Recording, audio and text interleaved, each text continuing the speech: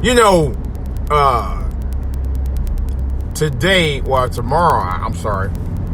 tomorrow is the official 10th anniversary of the death of Michael Joseph Jackson. Of course, we all know Michael Jackson. And I did not want to do a podcast this month without talking about that. I'm not sure if I really want to go over what happened to him. You know, they're always saying, the old saying goes, it's not how they died, it's how they lived. And that's what I really want to talk about more than anything, about Michael Jackson.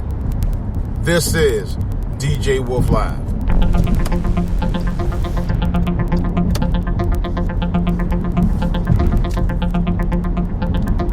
All right, guys. You know, Michael Joseph Jackson was born in August of 1950. Was it 58? 50? Yeah, 1958. Yeah, because But anyway, he was one of six kids? No, six brothers. Actually, it was seven. I heard that one had died. Marlon had a twin, and he had died at stillbirth. But he was one of six brothers who led one of the most successful musical family acts of all time, the Jackson 5. I mean, they had a string of hits that you would not believe, man. The story goes that they were discovered by Diana Ross, which was totally false. That was a misnomer, and I can tell you the backstory on that. What happened was that the Jackson 5 appeared on the Hollywood Palace. I just saw the show last year. I saw an episode of it. It was on posted up on YouTube about a year ago. Hollywood Palace to me was like the runner-up to the Ed Sullivan Show. Not quite the Ed Sullivan Show, but it was a very popular show. It ran 7 seasons on ABC, and I remember watching it as a kid. Original episodes. Anyway, but Hollywood Palace, my understanding, was actually their first television appearance ever, anywhere. Diana Ross and Sammy Davis Jr. happened to be on the same show with Michael Jackson and the Jackson 5 because they knew, at least I'm pretty sure Sammy definitely knew, as well as Diana Ross, that these guys were going to be a big deal. They knew that. But they always gave credit for Diana Ross discovering the Jackson 5 when it was actually, my understanding, Gladys Knight. Gladys Knight was actually on the same label as Diana Ross and the Jackson 5.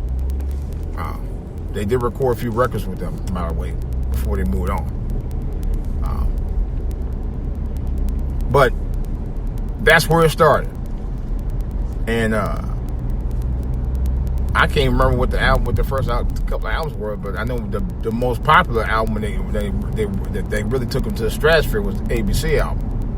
I remember that. That was a big deal, you know, because they were considered like what they call bubblegum pop, you know, kind of like the cutesy type of music, you know, for the younger set. But it was something that brought the attention of a lot of people because Michael Jackson signed the contract before he was even out of elementary school. And he was a hit maker. And he had a huge rise to the top at a very, very young age. You know. And you know, his career spanned more than 50 years, actually. But he sang with his brothers for a while. Then they left Motown in 1976, I think. And they went to CBS. They had even bigger success with CBS. With several albums.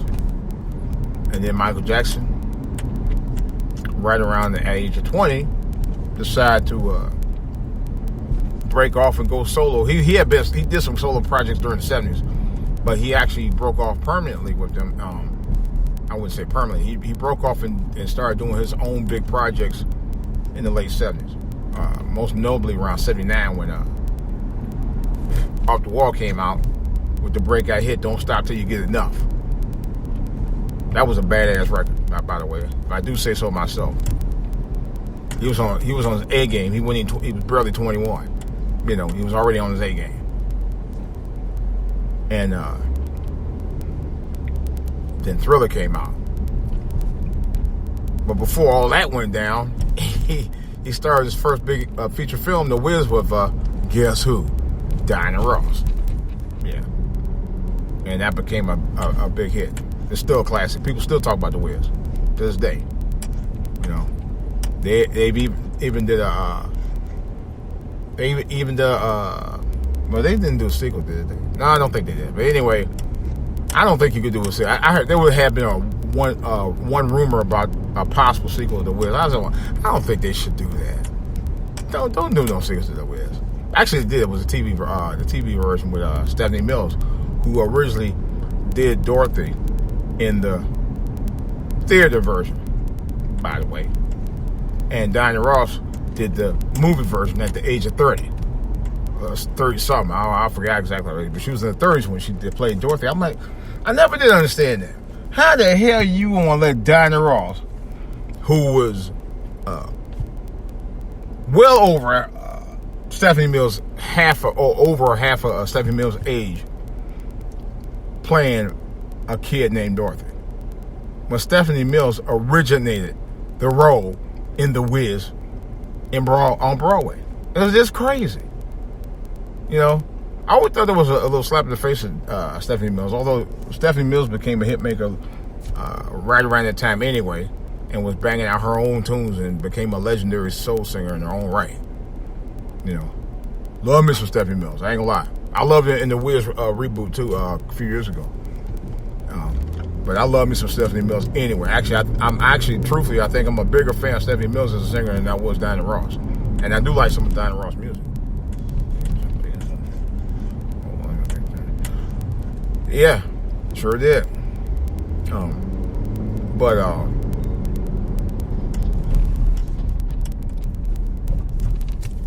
Anyway, but Michael Jackson had his biggest album, one of his biggest albums ever, was Thriller. I remember that personally, and I can honestly say this with conviction. I was in Cleveland. I was still in high school when Thriller came out. And you knew, when I first heard the album in 1982, I knew that album was going to be a big, big deal. Because on that album, it was an album like no other album I heard from a young artist like Michael Jackson. But I never heard nothing like that from no other young artist other than Michael Jackson before the time. The album that he did a little bit type of music for everybody. Young, old, black, white, rich, poor, pop, soul, R&B, rock. I mean, I can name you, and you know what I'm talking about. If you hear those genres, those are the type of songs that he did on the album. That album was for everybody. I mean, literally everybody. You know, prime example, The Girl's Mind was a pop song. I think it was Say. I know Say was Paul McCartney record. I thought that was on Thriller, but I'm not sure. I don't think it was. But look at Beat It. Beat It was a rock record, man. He had Van Halen. What's the Van Halen brother name? I forgot his name. Eddie Van Halen did the guitar licks for it. You know, that was a great song. I still like that song. You know, my son said that's personally one of his personal favorite songs by Michael Jackson. Is Beat It. Beat It was badass. The whole video was really one of the best videos I think I've ever seen by him. I mean, that and Thriller. But when I was in high school, I mean, really, when Thriller came out in '83 and that video came out, although I didn't get to see it for a few years, because I fell asleep on the TV that night that was out. There was a show came out in the 1980s that was a big deal. Wait. All right, come on. It was a big deal in music. It was And they had a bunch of shows like that when music videos got real popular on MTV. Come on. When music videos got real popular back in the 80s, you had several shows that came out that specifically was video shows that promoted a lot of artists back then. And the music video was a big thing. Let's put it like that. It was the big thing back then. If you had a popping music video, you sold units. Michael Jackson really reinvented the concept. It wasn't really a new concept. Artists all the way back to the 1930s were doing stuff like that. Oh yeah, believe it or not. Cab Calloway, Louis Armstrong, Duke Ellington. Man, those guys were doing it back then. Louis Jordan, all those guys were doing music videos like that in their day in the 1930s, 1940s. You know, yeah, but they were like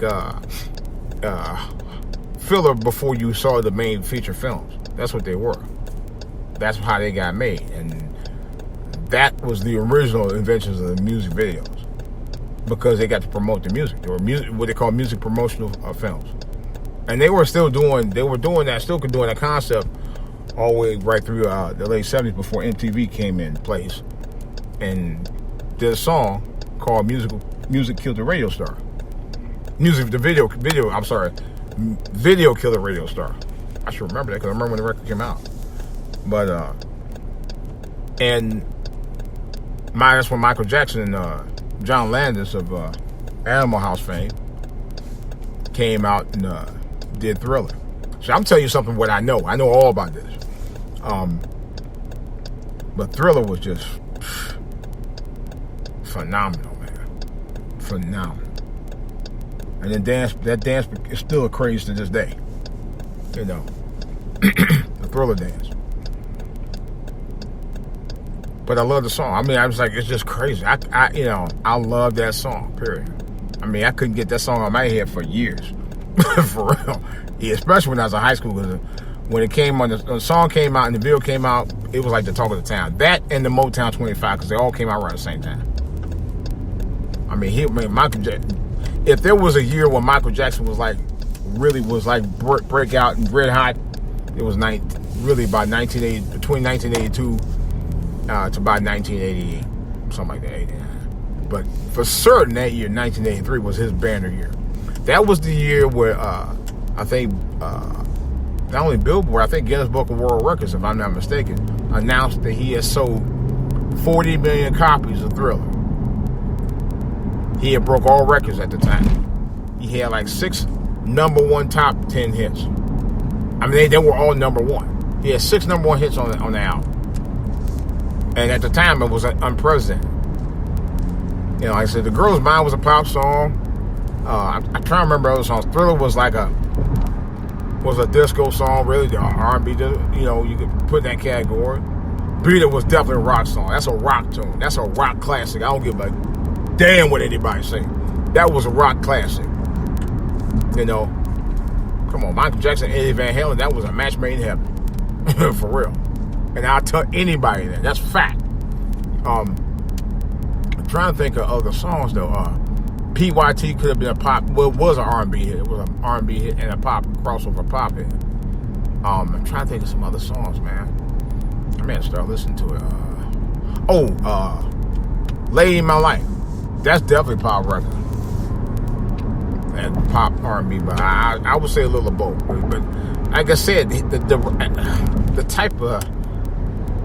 type of songs that Michael Jackson put in that album, man, I'm pretty sure he intended it for generations to come, and no doubt, you know, and for generations of the time period, you know, that was intended, and you could tell by listening to that album. You could tell it was clear as a bell.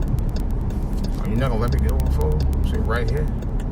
Come on, damn, I gotta fight to go to these places, man. But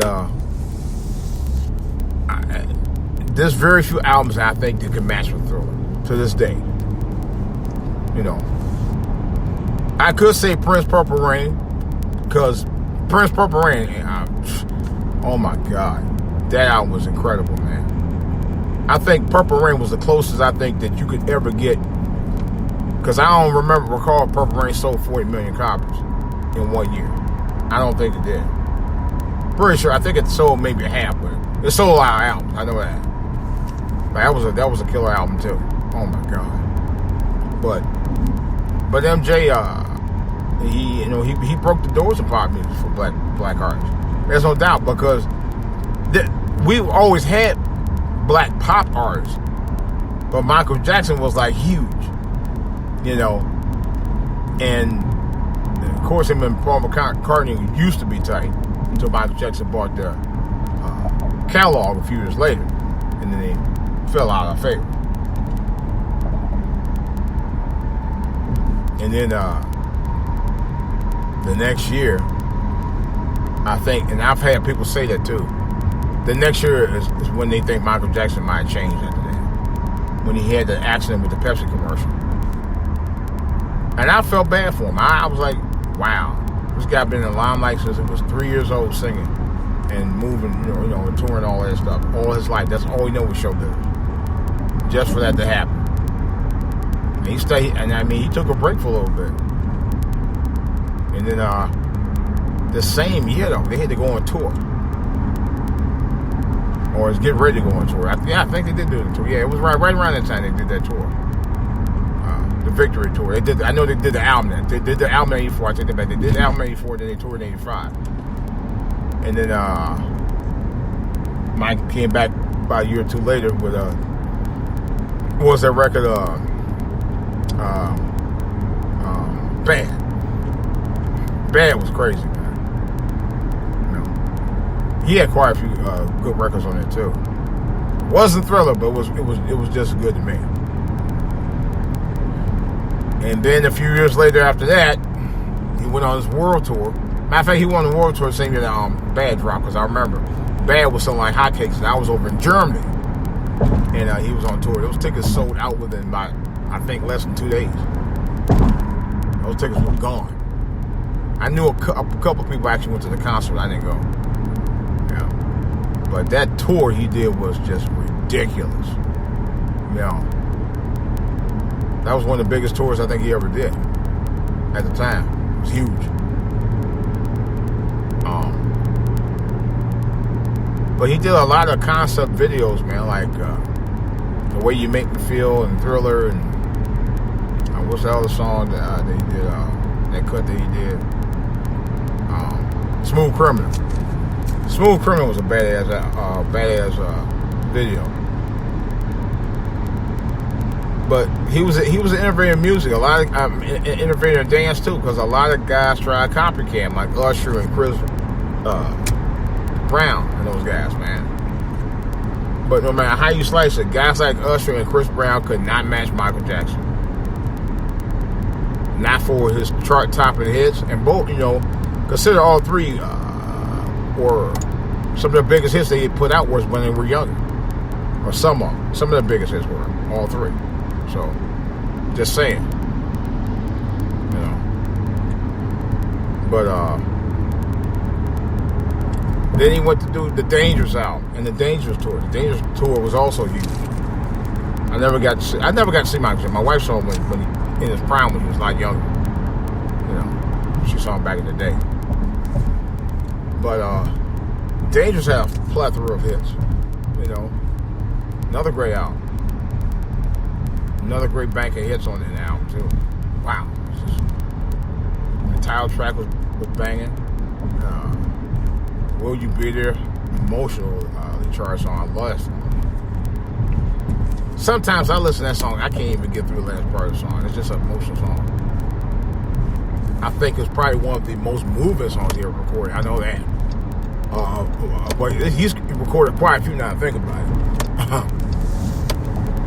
I'd be embarrassed to tell people where I cried when I heard Ben when I was a kid. I did. I was a little boy.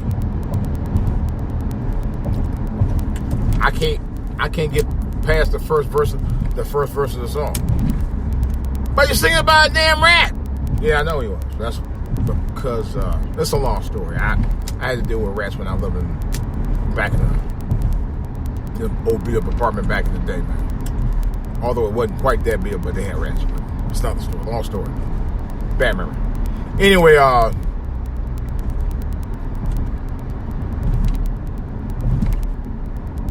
we talked about Dangerous. There's so many hits on Dangerous, I can't even remember all of it. But he had a lot of hits on that album too, you know. And you could tell he was riding the wave, man. And then he had one album. It was a history. The History album came out, and I'm not exactly saying in chronological order, but the History album was a great album. He had a few hits that he put on there. They hadn't been heard anywhere else, and a couple of those became hits too. Like one of them was Earth Song. Oh, I love that's another emotional song. I love that song. Sometime, well, I'll give you a prime example of Earth Song. Earth Song, I can't get through the video. Bad enough I can get through the song, barely hear it. When I hear the song, I do get a little choked up. But when I listen to when I watch the video, I really get choked up because of the scenes in the video. But there's one song that he did that was off the History album that's so good, man. Before I get to the History album was a collection of some of his most memorable hits and newer records that became hits too. That he put out new songs. A lot of people forgot there were new songs on there, but Earth Song and the song that they shot in Brazil, or rather the video they shot in Brazil was They Don't Really Care About Us. That was a great song. Great song. You know, that's a song of his that later on that got me charged up every time I hear it. But then you also have Blood on the Dance Floor. Blood on the Dance Floor was okay. He had some weird songs on there on the album. I like the song he did, Ghost. Ghost was kind of tight though. The rhythm of Ghost was just off the hook. If you ain't never heard the song Ghost by Michael Jackson, that thing was banging. The rhythm was just like crazy, you know. I mean, if you're a fan of any of his real rocking out jammy jams, that's one of them for real. Weird song, but the rhythm on that mug is like it's like fire. I don't care what anybody say. If you're a big fan of Michael Jackson, you know what I'm talking about. You know. But some of his songs had that pulsating rhythm on it, man. It's like it's infectious. You know, and that's one of them. But Blood on the Dance Floor album that was a weird album. He had some weird songs on there. I just wasn't, and that's when they were saying. That's when I kind of heard that he really started to change up a little bit to something that's kind of odd in terms of his music songwriting. You know, stuff he wrote in that song was kind of odd, but I think he redeemed himself later on when he did Unbreakable, Invisible, whatever the name, Invincible. I forgot the name of the album, but you know the album I'm talking about, the album that came out around 2001.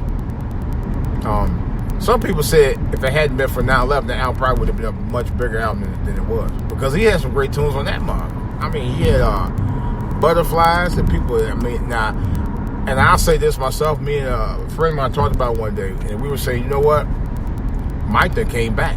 He came back. I mean, he was coming back strong too, because he was putting out the hits that, you know, that a lot of people hadn't heard from him, or the type of music that everybody grew up listening to him on in a long time. And Butterflies was a prime example of that. Break It Down, Butterflies was like, man, and Rock My World, oh my God. Those songs were fucking incredible, man. But Butterfly, all you got, I can't even sing, but it was a I'm gonna tell you what Butterflies remind me of. When I started heavily dating, I dated this chick, my ex-girlfriend. I ain't gonna say her name. My ex-girlfriend, who I dated back in 1983. I met her at a wedding reception. She was a cute little thing, but she was very sweet-looking young girl. She's a little older than me though. At the time, I was just, matter of fact, I was 18. And I just broke up, just no joke, I just broke up with this girl. This little fine girl, this other fine girl. And my dad was like, man, you know what? Because I was bummed. I was bummed. I could tell you this story all day, but this is what happened. So I'm dating this chick, right? So she take me over this guy's house, her quote-unquote father's house, right down the street from where she lived at. And the guy who was over at her father's house supposedly was quote-unquote her cousin. That's the lie she told me. You know, at the time I was 18. You know, I'm like, I'm going on there. Okay. You know, I'll get to that in a second on another podcast, maybe, about how black women try to deceive you right in front of your very eyes. Oh, yeah, I'm going to go there with that later on. Not now. This is Michael Jackson tribute. So, I don't even know. How did I get to that point? Oh, anyway, how did I get to that point? I just thought about it. I said, wait a minute. I'm talking about my ex-girlfriends and stuff. And I'm like, wait a minute. I really was trying to talk about Michael. I went from Thriller to my other stuff to but I don't know how I got to that. But how did I get to that? Anyway, to make a long story short, I was with one girl, and she broke my heart with this dude who she claimed was a cousin. And all my boys from all the schools, from 4 or 5 different schools that I knew, all saw her with this guy and said, man, that ain't your cousin, man. That ain't her cousin. She was just playing you, man. And we broke up not long after that, and I met this other girl. I dated her for 6 years. Anyway, but it was 83 at the time when that happened, in 1983. And I was trying to say that because some of the songs that Michael Jackson talked about, man, helped me get through that mess, man. Like, she's out of my life. You know, man. that got me, that song, and my dad telling me about going to this wedding reception. Man, ain't gonna be women all over the place, man. It was too. I kind of had to pick a litter that they do. You know, 18, Jerry curled down. I didn't have no fat on me. No fat on me at all. You know. And still break them down, you know what I'm saying? Break them down. Yeah. Well, I was put like this. I had to wait with them. I had to wait with the ladies at the time. Which I think I did. I held my own. I held my own, okay? But anyway, but getting back to Michael Jackson about his songs and stuff, the album he did in 2001, I guess it was called Best Unbreakable. Unbreakable was the title track of the album anyway. Unbreakable, but that was a good album. That whole album was like that too. But that really was the last really good album that he put out, and he didn't do anything for a while. I think he was going tour. He got in trouble. The next year he got in trouble, and you know he got in trouble before with Oprah in 93. You know, that led to his investigations about him allegedly fondling boys. Allegedly. And I'll still say allegedly to this day, because you really don't know what happened. As far as I know, it was a shakedown. And he paid out. Not sure why, but he did. But I think all that and the stress and him trying to make a comeback 10 years ago, I think it took its toll on Michael Jackson. Michael Jackson was 50 years old when he passed away. And I remember when I heard the news about that, man, I was devastated. I really was. I was sitting in my little room with my computer and I had the TV locked on TMZ because I heard that there was an emergency over at his house. And they showed the ambulance pulling him out of there. And I waited, and I went on CNN and logged onto the computer, and it was at the hospital. They had just brought him up to the hospital. And then CNN just posted big letters, Michael Jackson died. I'm not gonna lie, this is a guy who I grew up with from the time I was the age of 4.5, 5 years old. I didn't know a word about Michael Jackson. Music. I didn't. I literally didn't. And I'm still going to say it because I said it before and I made a quote and I'm going to say it again. 2009, June 25th, 2009 was the day the music died. Michael Jackson and the music died right along with him. Music, outside of Prince, who later died a few years later, music was never the same after that. It's still not. Prince died 7 years after that in 2016. Music was never the same after that. It really wasn't. It's still not. You know? Not.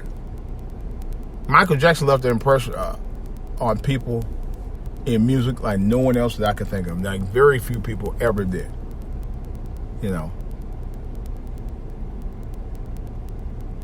And